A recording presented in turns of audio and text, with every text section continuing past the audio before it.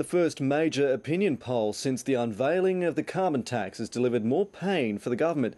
Labor's primary vote is at its lowest level since Nielsen began its surveys. But Ms Gillard is standing firm, and she's also got a boost from the nation's largest union, which has backed her tax. Chief political correspondent Mark Simpkin.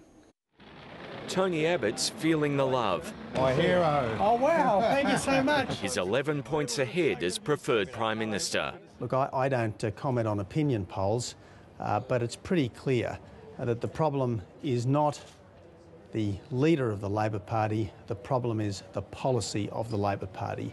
It's the first major poll taken since the carbon tax compensation package, and it suggests the campaign's hitting a wall. Majorities oppose the tax and think they'll be worse off because of it. Labor's primary vote is just 26%, a record low. After preferences, the coalition's 22 points ahead. I think the big question for political aficionados today is how soon the Labor Party's national primary vote is going to reach parity with the carbon price. The poll suggests an 11% swing against Labor since the last election. Look at that. Were that to happen uniformly at the next election, most of Julia Gillard's cabinet would be wiped out. Of those left, 2 are under threat from the Greens, and most of the remainder are senators, leaving just a handful to sit on the lower house front bench. I always expected this to be tough and to get tougher.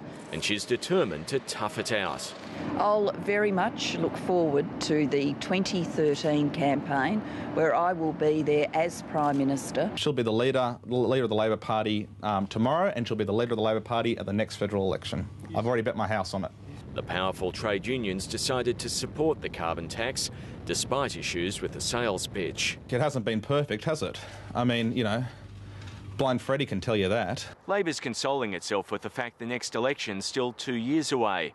And despite the poll pain, there's still no appetite for a return to Kevin Rudd. One MP said he'd rather cut his arm off, and another said he'd rather chop off a different part of his anatomy. Mark Simpkin, ABC News, Canberra.